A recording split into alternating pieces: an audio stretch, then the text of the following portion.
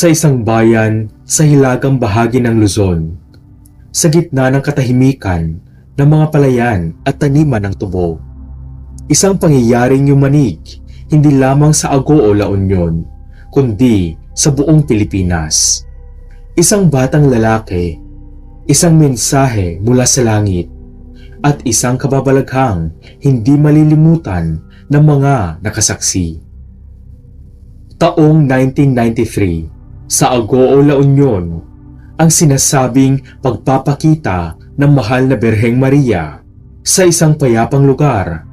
May isang batang pinaniniwala ang pinagpala sapagkat sa kanyang murang edad, siya raw ay nakausap ng langit. Mula sa langit, bumaba ang liwanag. Mula sa liwanag, lumitaw ang isang babae. Maputi ang damit, bughaw ang belo, at may mga luhang hindi tubig, kundi dugo. Mula Agoo, La Union, kumalat ang balita. Libo-libong tao ang dumagsa. Lahat umaasang masilayan ang isang himala. Ngunit sa likod ng mga panalangin, pag-iyak at pagluha ng rebulto, may mga tanong na nananatiling walang kasagutan. Ito ba ay himala ng pananampalataya o panlilinlang ng emosyon at paniniwala? Ano nga ba ang katotohanan sa tinaguriang Miracle of Agoo mula 1989 hanggang 1993 sa Agoo, La Union dito sa Pilipinas? Ang lahat ay nagsimula noong March 31, 1993 sa bayan ng Agoo, La Union. Isang batang lalaki na nagangalang Judiel Nieva ang naging sentro ng atensyon matapos niyang iulat ang isang kakaibang karanasan. Ang pagpapakita raw sa kanya ng mahal na Birheng Maria. Ayon kay Judiel, nagsimula siyang makakita ng mga pangitain ng Birheng Maria noong 1987, noong siya ay 10 taong kulang pa lamang. Noong March 31, 1989, iniulat niya na ang una sa ilang mga pampublikong aparisyon kung saan sinabi niyang habang siya ay nakatingin sa ibabaw ng puno ng bayabas sa Agoo, isang nakakasilaw na liwanag ang bumalot sa paligid. Pagkatapos ay nakarinig siya ng mga tinig at tunog ng mga trompeta habang ang mga anghel ay bumaba mula sa langit patungo sa kanyang pag-awit ng Alleluia at Salve Regina. At mula sa liwanag ay lumitaw ang isang babaeng may suot ng puting damit, may asul na belo at may mahaba at mapagpalang tingin. Ito ang kanyang pagkakalarawan sa mahal na ina. Habang umiiyak si Judiel, isinalaysay niya na kinausap siya ng Birheng Maria at nagbigay ng mensahe para sa buong bayan. Isang mensahe ng panalangin, pagsisisi, at pagbabalik loob sa Diyos. Dagdag pa niya, sumunod na lumitaw ang banal na pamilya sa isang ulap. Si San Jose na may hawak na tungkod ng pastol at si Birheng Maria ay nakaupo sa isang bato na hawak ang sanggol na si Jesus sa kanyang kandungan. Ang titulong Marian na nauugnay sa umiiyak na rebulto ay nakilala bilang Our Lady of Agoo, Immaculate Queen of Heaven and Earth. Sa mahiwaga at misteryosong pangyayaring ito, ang mahalagang tanong, sino nga ba si Judiel Nieva? Bakit siya ang napili ng mahal na Birhen para magbigay ng mensahe para sa sambayanan? Ipinanganak si Judiel Nieva sa isang mahirap ngunit relihiyosong pamilya sa Agoo. Siya ang ikapito sa 8 anak ng mga magulang na sina Pedro at Julia Nueva na nagbebenta ng kahit anong paninda mula sa kanilang 2 stall sa lokal na palengke. Kahit na bata pa, si Judiel ay pinaniniwalaang may mga espesyal na kapangyarihan at kilala sa kanilang lugar bilang isang manggagamot. Sa murang edad pa lamang ay nakitaan na siya ng kakaibang ugali, tahimik, mapagmasid at may matinding debosyon sa pananampalataya. Aktibo siya sa simbahan at kilala sa kanilang komunidad bilang isang masigasig na miyembro ng simbahan.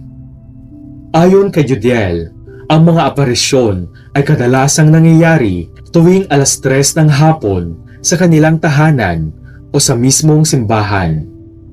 Batid din daw ni Judiel na mayroon siyang kakayahang makakita ng isang tao na hindi totoong mananampalataya kahit sa malayo. Ang kanyang pangalan ay nangangahulugang tagapagdala ng awa ng Diyos. At ayon sa kanya ay isinasa puso niya iyon, kaya naman isinulat niya daw ang lahat ng mensaheng natanggap niya mula sa kanyang mga pangitain. Ngunit ang kanyang mga pangitain ay naging napakadalas sa kalaunan. At isang araw, inutusan siya ng Birheng Maria na sumama sa ilang mga kaibigan sa isang maliit na burol sa Agoo kung saan nangyari ang unang pampublikong aparisyon. Maliban sa Holy Family, binanggit din ng batang visionary na nakita niya ang mga anghel na sina Michael, Gabriel, Uriel, Raphael, Setiel, Barachel, at ang kapangalan niyang anghel na si Angel Judiel. Nangako rin daw ang mahal na ina na kakausapin siya tuwing katapusan ng linggo at sa panahon ng kanyang mga araw ng kapistahan.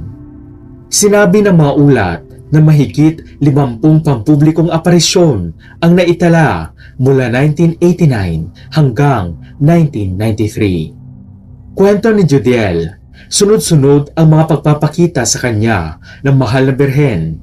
Minsan ay may kasamang amoy ng rosas. Minsan ay may pag-ulan ng mga petals na may imahe ng mukha ni Jesus o ni Maria. Ilang beses ring sinabi umano ng birhen kay Judiel na siya ay isang visionary at siya daw ang piniling tagapagdala ng mensahe ng kalangitan para sa bayan ng Agoo at sa buong bansa. Sa kasaysayan ng Kristyanismo, maraming pagkakataong sinasabing nagpakita ang mahal na birhen upang maghatid ng babala, mensahe at himala. Isa sa mga pinakamatinding kaso ng ganitong karanasan sa Pilipinas ay naganap nga sa Agoo La Union noong 1993 sa pamamagitan ng isang batang lalaki na nagngangalang Judiel Nieva. Libo-libong tao ang dumagsa, umaasang makakita ng himala, at ayon sa maraming saksi, tunay ngang may mga pangyayaring hindi may paliwanag. Isa sa mga unang himala na naiulat ay ang tinatawag na Dancing Sun o pagsasayaw ng araw. Ayon sa mga saksi, tuwing hapon, sa oras ng inaasahang aparisyon, ang araw daw ay gumagalaw sa paraang hindi normal, parang umiikot, naglalabas ng iba't ibang kulay, at minsan ay tila lumalapit sa lupa. Ayon sa mga ulat, ito'y nakita ng libu-libong deboto sabay-sabay. May ilan na nagsasabing hindi sila nasilaw kahit tumitig sila ng diretso sa araw na isang kakaibang karanasan. Ang eksaktong ganitong uri ng pangyayari ay naitala rin sa Fatima, Portugal noong 1917, kaya maraming naniniwala na isa itong tunay na sign from heaven. Isa pang kilalang himala ay ang pag-ulan ng mga petals ng rosas mula sa langit. Hindi ito basta simpleng bulaklak.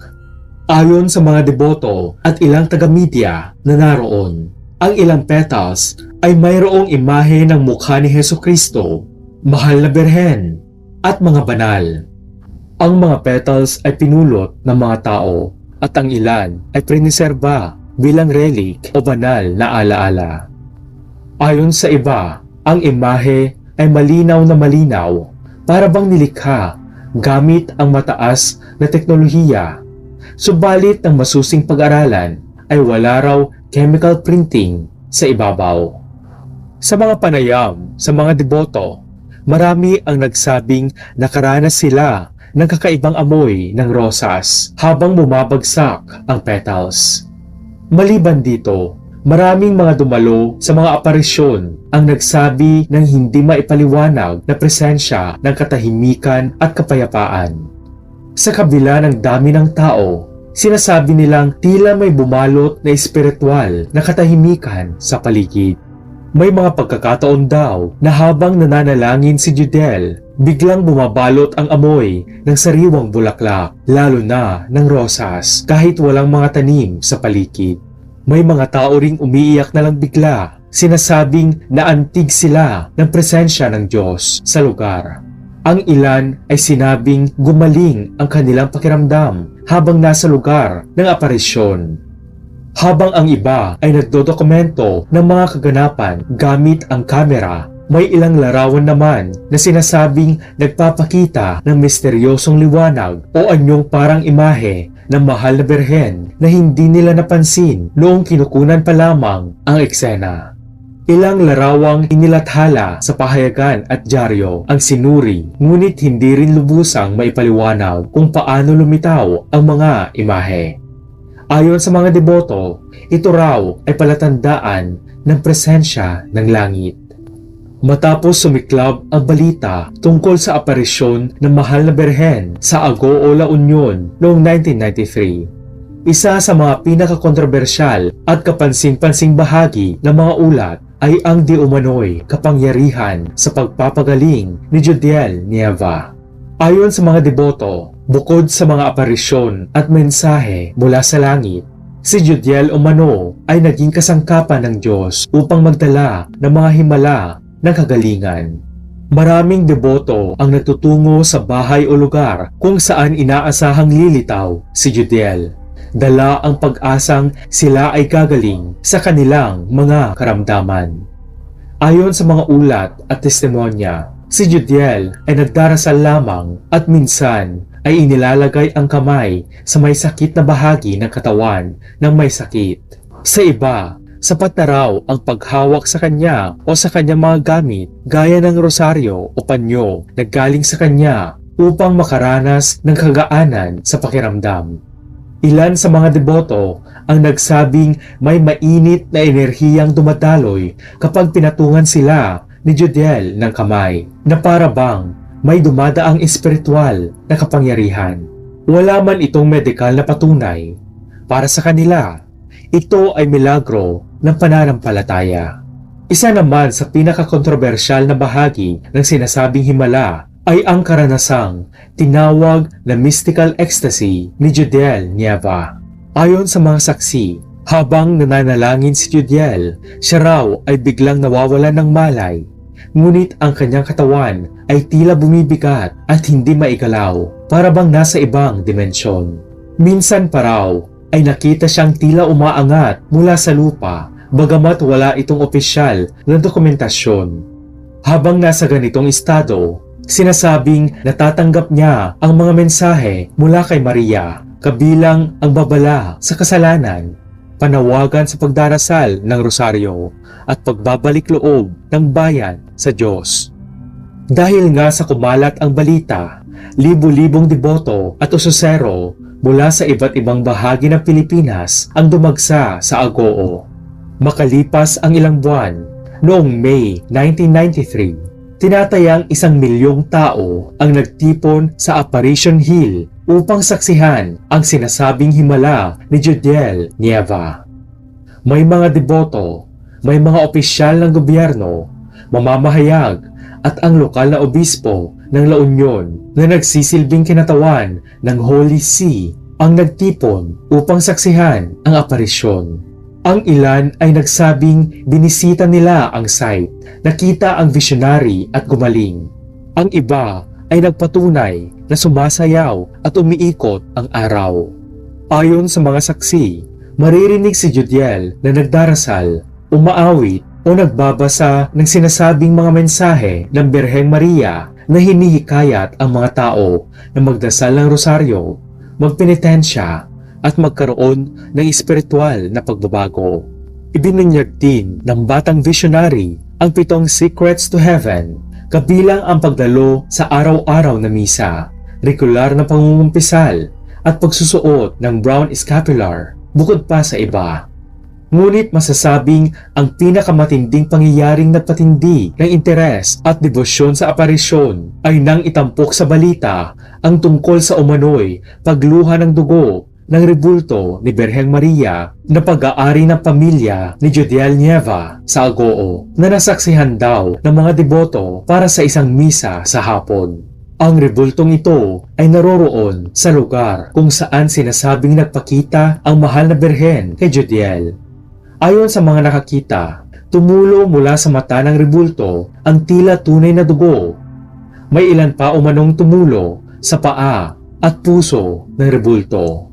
Dahil sa nasaksihan, ang mga tao ay naghiyawan, lumuhod at nagdasal habang lumuluha ang imahe.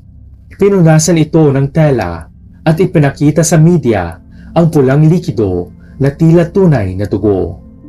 Lalo pang pinagkaguluhan si Jodiel na masaksihan umano ng mga deboto ang tungkol sa hindi maipaliwanag na personal na kababalaghan na nangyari sa batang visionary.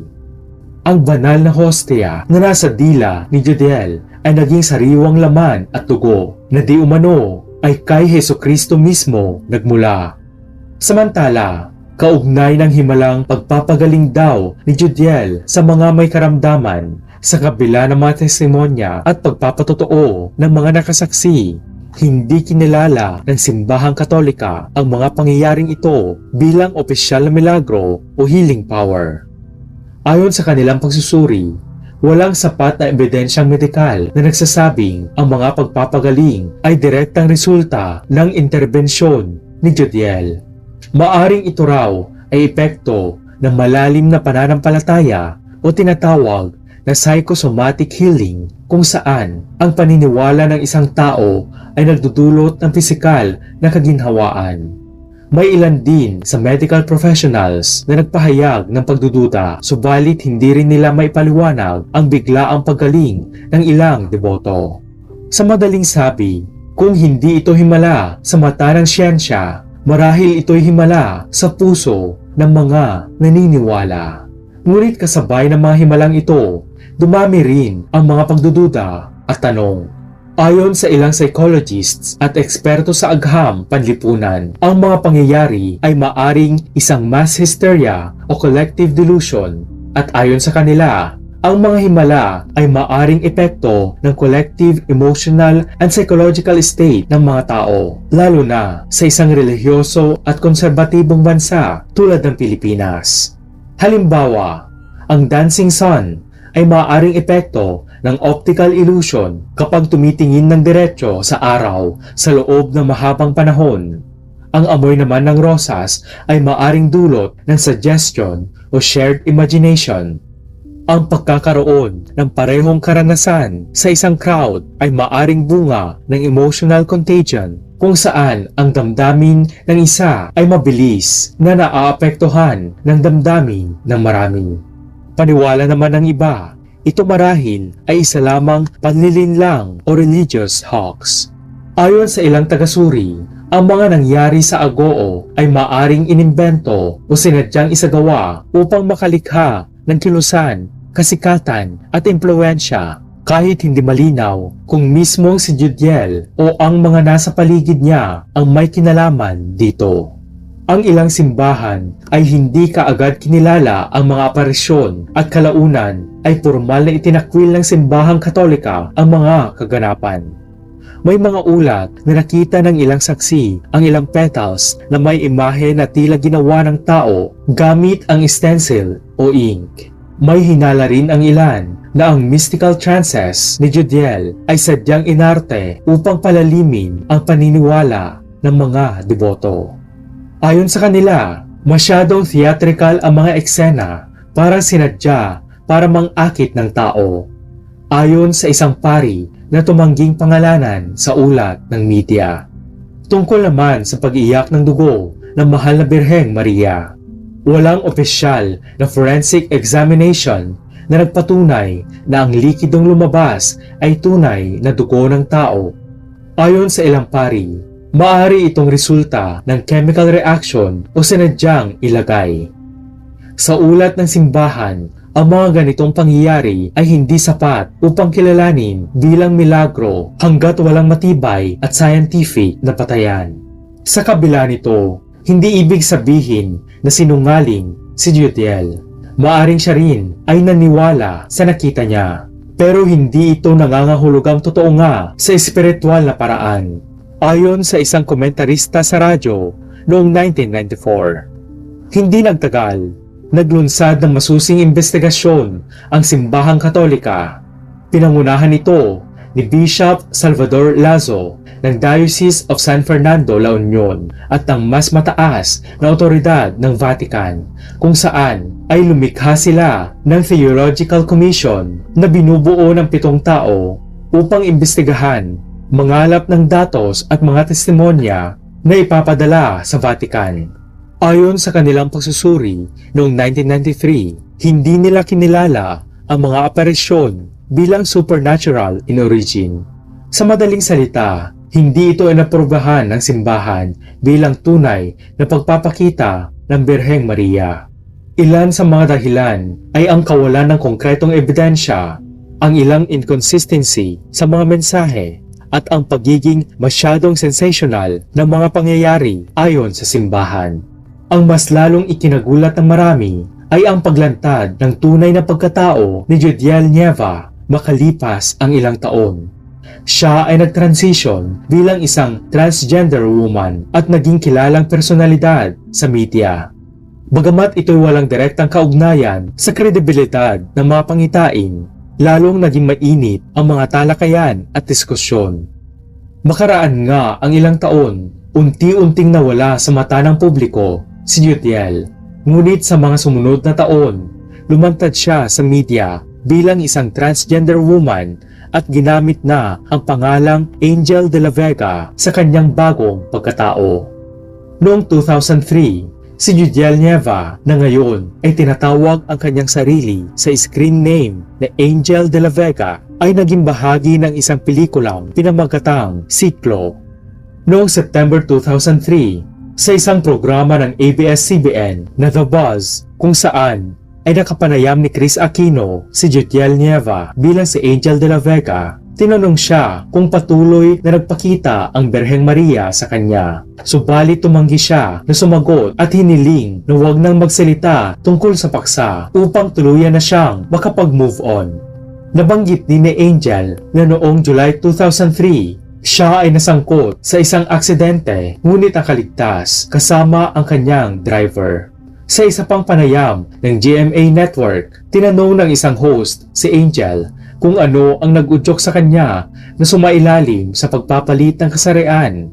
Nasinagot naman niya na ito daw ang kagustuhan ng mahal na Birhen para sa kanya.